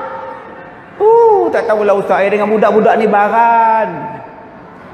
Anak kecil saya 6 bulan Ustaz menangis. Dia tak begitu Ustaz. Diam, aku tampar kan? 6 bulan Ustaz. Oi. Panah baran Ustaz, tak tahulah. Silap dengan maknya kata dia. Maknanya bila isteri kata kita ni jahat, jahatlah kita. Sebab tu abang-abang, Nabi sebut nak jadi orang baik, layan makcik-makcik tu. Akak-akak tu, isteri-isteri kita tu. Kita adalah terbaik. Lepas ni kalau bawa isteri pasar raya, jom abang, jom pergi pasar raya Gian, jom. Ambil isteri, buh dalam troli, tolak. Seronok ni Pak. Sampai ke eskalator tu, turun dengan troli tu. Babal leha, bawa. Kan seronok tuan-tuan. Yang kedua, yang menentukan kita ni baik ataupun tidak siapa? Jiran-jiran. Kalau jiran cakap dia baik, ya Allah Ustaz, jiran saya tu baik Ustaz. Oi, 6 harakat bunyi cicak tu. Baik Ustaz, jiran makcik, bersyukur Ustaz, janda Ustaz. Oh, tapi itulah dia macam tak keluar rumah apa semua, kerja balik kerja gitu je Ustaz. Macam mana baiknya tu Kak? Ustaz, akak kadang-kadang tak masak, dia hantar lauk. Ya Allah. Hari tu akak pergi balik kampung, dia yang angkat kain semua dia Ustaz. Balik lambat sikit kerja kan, dia angkat kain, saya ada air Ustaz. Ya Allah. Itu madu akak. Berhati-hatilah di jalan raya. Akak mampu mengubahnya Kak. Punya baik jiran, dia mengaku kita baik, kita baiklah tuan-tuan. Tapi kalau jiran cakap, macam mana jiran kau Mat? Entahlah. Anak aku tidur, dia pasang karaoke. Aku nak tidur pula, dia melalak pula. Aduh. Bila aku ketuk dinding pintu rumah, janganlah bising, saya nak tidur. Ni rumah aku, karaoke aku, dinding aku, apa kau sibuk? Entahlah, pening kepala. Sampah dia buang rumah aku. Bila datang anjing, bila datang kucing, habis peletik sampah, habis rumah aku kena. Aku pun pening kepala lah. Kalau begitu, kita ni buruk tuan-tuan, sebab kita dapat istilah buruk daripada jiran kita. Dan yang keempat tuan-tuan, yang terakhir, saya bagi pada tuan-tuan beberapa petua untuk kita boleh amalkan. Pertama, saya minta pada tuan-tuan yang ada hajat. Anak-anak ni tak tahulah ustaz, malas baca buku, duk main handphone je ustaz. Tidur handphone, mandi handphone, masuk tandas handphone, sampai rumah handphone. Buku tak nak baca ustaz. Oi. Suami saya handphone, dengan saya pun handphone sekali ustaz. Saya pergi Minang orang ustaz, sampai sekarang tak terbuka pintu hati dia ustaz. Macam mana ustaz? Tak tahulah ustaz. Makcik baca surah Al-Fath sampai habis. Bagi anak-anak ni minum air dia, bagi suami kita minum dia. Semoga buka pintu hati. Itu yang pertama, surah Al-Fath. Yang kedua, saya nak ajak pada tuan-tuan baca surah Ar-Ra'd. Ar-Ra'd. Surah Ar-Ra'du nama dia. Ayat 1 sampai 3. Yang mana rajin berniaga, kadang-kadang pelanggan tak sampai. Kadang orang sihir, kadang orang baca doa bagi tak nampak kedai. Tiap-tiap kali buka, tiap-tiap kali tutup gerai, tiap kali tutup kedai, buka kedai. Baca surah Ar-Ra'd ayat 1 sampai 3. Begitu juga masjid. 2 orang, 3 orang sembahyang berjemaah. Punya ramai penduduk yang datang 3 orang. Saya pergi sembahyang satu surau, singgah sembahyang. Dah maghrib, hampir maghrib, pintu tak buka, tingkap tak buka, lampu tak buka. Saya pun turun kereta, elok nak buka pintu surau, datang orang naik basikal, naik motosikal. Dia buka semua, dia azan. Saya jadi imam. Pembantu saya, driver saya, dia 3 orang je sembahyang. Saya pun tanya dia, memang surau ni tak ada orang ke pakcik? Selalu ramai, malam ni tak ada pula. Oh, ramai penuh kot. Ada 3-4 orang ada. Astaghfirullahalazim. 3-4 orang tu bagi dia ramai dah tuan-tuan. Jadi abang-abang, kalau surau kita tak ada orang, masjid kita tak ada orang, surah Ar-Ra'du ayat 1 sampai 3. Tok Imam baca selalu, Tok Imam baca selalu, Tok Siak, Tok Bilal, pengurusi Nazir baca selalu. Begitulah anak-anak akak. Tak orang Minang. Umur 30 tak ada orang minta, 32 tak ada minta. Baca surah Ar-Ra'du ayat 1 sampai 3. Tapi ustaz, lepas baca ustaz, orang Minang saya pula ustaz. Tiap-tiap bulan orang minta makcik ustaz. Sebab makcik baca, anak tak baca. Memang orang minta mak lah. Suruh anak tu yang baca. Ketiga. Saya sakit ustaz. Sakit apa? Kanser. Saya sakit kanser. Kena kemo panas. Rumbuk satu-satu rambut ni gugur, lalas bagi botak. Badan sihat, sekarang kurus. Kemo. Ada kanser yang aktif, ada yang pasif. Ada yang serang hati, ada yang serang tulang. Mata ni dah naik kuning. Kanser tahap 4, tahap awal macam-macam. Baik tuan-tuan yang dirahmati Allah, kalau boleh buat, kalau tak boleh buat, pulanglah. Yang sakit kanser tadi, yakin setiap penyakit ada ubat. Dan saya nak ajak pada tuan-tuan yang ada kanser. Hari ni banyak yang kena kanser, tuan-tuan. Surah Al-Fil. Alam tara kaifa fa'ala rabbuka bi ashabil fil. 1000 kali. Saya tiap-tiap kali saya bawa orang pergi umrah yang duk ikut saya ni, tuan-tuan, orang kanser, ada yang balik sembuh daripada kanser dia. Ada yang datang lagi, yang baru dia datang lagi. Ustaz, alhamdulillah, tu lepas saya ikut tadi, saya ikut lagi, syukur Ustaz. Doktor kata saya dah free from cancer, Ustaz. Alhamdulillah. Jadi tak payahlah tuan-tuan ikut saya pula pergi umrah pula, letih dia, tuan-tuan. Cukuplah sekali dua kali bawa orang, cukup. Pergi sendiri je. Waktu tuan-tuan tawaf tu, alam tara kaifa fa'ala rabbuka bi ashabil fil. Satgi sa'i pula alam tara kai. Tak kiralah tuan-tuan naik skuter ke, naik kursi roda ke, jalan ke, ditolak ke. Buat di tanah suci tu 1000 kali alam tara kai. Tarmihim bihijaratin min sijil faja'alahum ka'asfin ma'kul. Direjam dengan batu-batu sijil dan jadilah macam daun-daun yang berguguran. Tuan-tuan, ini ayat kemoterapi, tuan-tuan. Dia bakar habis sel-sel kanser tu. Alhamdulillah. Perkongsian saya yang kita duk buat, tuan-tuan, alhamdulillah. Jadi kalau kita tak pergi umrah, Ustaz, baca di rumah. Jangan bila kena kanser duk mengenang nasib. Ubat. Quran tu ubat. Quran tu ubat. Dia ubat. Jangan kita kata Quran tu untuk orang mati. Dia ubat kita. Yang keempat, menanggung sakit. Saya ni sakit jantung. Tadi saya ceramah di Dataran Merdeka petang tadi.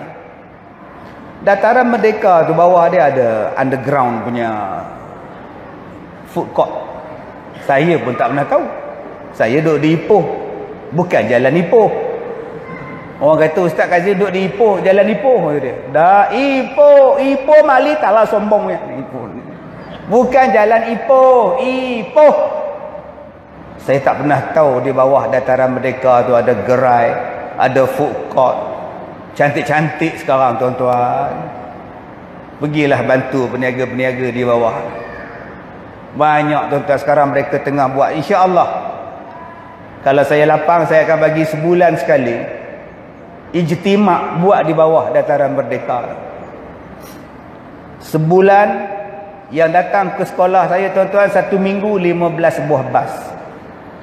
Seminggu hari Sabtu 15. 2 hari 30 bas. Tuan-tuan, 30 bas seminggu darat dengan 4. Berapa ratus bas yang datang melawat sekolah saya dalam sebulan. Saya cakap yang datang pada Singapura, Melaka, Johor, sekarang tak payah pergi ke sekolah saya. Semata-mata nak dengar ceramah saya. Transit di Ipoh saja, di KL saja. Saya datang ke KL, makcik-makcik datang ke KL, kita buat ijtimak baca kitab. Saya sadar saya nak buat dekat bawah Dataran Merdeka. Buat di situ, tuan-tuan. Saya tadi dia orang cakap suruh ceramah 1.5 jam. Saya kata saya tak sihat. Bukan jet lag, bukan. Saya ni, tuan-tuan, jet apa pun tidak. Saya sampai di rumah, saya angkat beg. Beg kargo bagasi saya tu berat, tuan-tuan. Saya tak perasan masa wrapping dia orang combine 2 beg jadi satu. Dengan bertenaganya saya angkat beg tu. Sampai sekarang jantung saya sakit. Jantung sakit. Saya terlupa saya ni ada sakit jantung. Terlupa, tuan. Sampai sekarang duk sakit pedih. Baik, bila kita sakit, sakit berterusan. Saya minta pada tuan-tuan, ambil tapak tangan ni, letak di tempat sakit kita. Dan tuan-tuan baca Ya Latif, Ya Latif, Ya Latif 1000 kali. Kenapa? Minta Allah yang maha lembut melembutkan sakit kita, menghilangkan sakit kita. dan menjadikan penderitaan sakit kita itu dalam keadaan lunak pada kita. Jadi 4 benda ni cukup saya ajar pada tuan-tuan. Bagi banyak-banyak pun tuan-tuan tak nak amal pun, duk termenung bila lah nak habis Ustaz Kazim ni. Ni tuan-tuan, 4 ni saya jazahkan pada tuan-tuan. Mudah-mudahan tuan-tuan dapat manfaat, walaupun tak seberapa ilmu, tapi sekurang-kurangnya adalah bekalan untuk dibawa pulang tuan-tuan. Jadi terima kasih bagi tuan-tuan yang nak melawat sekolah saya, dialu-alukan, pergilah belajar. Dan insya-Allah saya akan buat pondok yang baru. Kalau ada rezeki, saya nak buat pondok. Ada 400 buah pondok untuk saya buat. Saya panggil perkampungan orang Pencen di Ipoh, di Pengkalan Pegoh. Sekarang saya ada 300 buah pondok. Sekolah tahfiz saya dah serahkan pada orang lain. Saya dah tak mampu tuan-tuan. Saya tak larat lah. Dengan tua, gastrik, ulcer, sakit jantung semua ada. Jadi saya serahkan orang lain buat. Jaga sekolah tahfiz. Saya tak jual pun sekolah tu. Walaupun itu adalah harta saya, bukan harta wakaf. Saya buat loan daripada bank tu. Ceramah-ceramah macam ni tuan-tuan, siang malam saya pulun ceramah sebab nak bayar loan. Tapi orang duk kutuk saya makan dedak. Dia tak tahu saya ni sakit pun pergi ceramah. Sebab nak bagi budak-budak, anak-anak yatim ni ada satu rumah untuk mereka belajar. Yang banyak duk fitnah, Ustaz Kazim makan dedak, makan dedak, makan dedak. Saya makan nasi tak pernah sekali makan dedak. Fitnah jahat mulut. Apa jenis manusia ni? Ada yang kata Ustaz Kazim sekali ceramah 25,000. Mana? Saya tak letak pun tuan-tuan. Bagi-bagi, tak bagi sudah. Kaya saya kisah. Bagi tak cukup. Kalau jemput lagi saya tak datang dah. Apa masalah? Ada ke fitnah kata saya sekali ceramah 10,000, 20,000, kau gila ke apa ke? Fitnah. Kalau tuan-tuan bagi pun tuan-tuan, saya masukkan pada sekolah. Saya buat sekolah, saya tak minta pun duit kerajaan. Dah 12 tahun tuan-tuan. Duit korporat tak minta, duit apa pun tak minta. Saya hanya buat jualan saja. Tiap-tiap kali saya ceramah, saya akan bawa jualan amal. Tuan-tuan sedekahlah dengan jualan tu, masuk tabung sekolah. Ada 1,000 pelajar saya. Yang paling kecil 5 tahun, yang paling tua 89 tahun. Pelajar pondok saja ada 600. 400 yang tinggal di pondok. Jadi kalau makcik-makcik nak duduk di pondok, datanglah. Belajar sana sampai mati. Bila boleh masuk ustaz? Bila pondok kosong. Bila pondok kosong? Bila ada mati. Baru kosong pondok tu.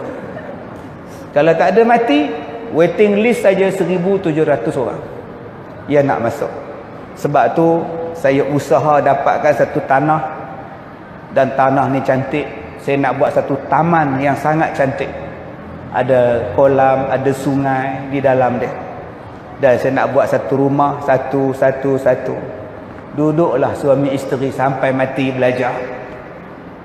Kalau jadi tuan-tuan, insya-Allah dia ada sebuah pondok moden yang cantik, yang besar, lengkap dengan klinik, dengan kedai dan sebagainya. Jadi tuan-tuan boleh datang tengok melawat sekolah saya. Mudah-mudahan mungkin di sekitar Puchong ni kita juga boleh buat. Dan di sekolah saya ada orang gila, tak siuman pun saya bela. Ada yang dibuang anak, ada yang miskin, ada yang sebatang kara, semua ada. Mu'alaf, termasuklah LGBT, yang transgender, transseksual, yang dah buang pun ada. Saya bela balik. Cuma tak dapat menghilangkan yang dah dibuang, mengadakan semula yang tu tak dapat. Abang dah buang, tak boleh buat apa orang. Dia dah buang, dia dah menyesal, nak buat apa?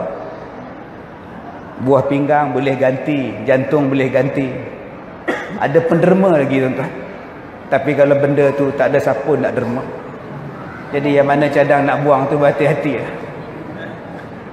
Buah pinggang boleh derma, tapi benda tu, Pak Din, derma kat saya Pak Din. Aku pun nak pakai untuk yang mana faham, tak faham sudah. Jadi datanglah melawat, insya-Allah mudah-mudahan kita boleh lebih mengenali daripada mendengar fitnah dan kata-kata pada orang yang tak pernah mengenali pusat pendidikan Al-Barakah. Tuan-tuan doakan saya sihat, doakan sekolah saya tidak ada gangguan dan kami boleh melatih ribuan manusia setahun untuk lebih mencintai Islam, mengenali Allah Subhanahu Wa Taala. Mudah-mudahan Allah turunkan berkat. Jadi bagi tuan-tuan yang nak menderma, saya tak minta duit. Tuan-tuan hanya perlu dapatkan produk-produk Al-Barakah. Sekarang saya duk minum jus durian Belanda lah apalah, tuan-tuan boleh beli. Niat untuk Al-Barakah sahaja. Terima kasih semua. Wabillahi taufiq wal hidayah. Assalamualaikum warahmatullahi wabarakatuh. Saya minta maaf jika terkasar bahasa.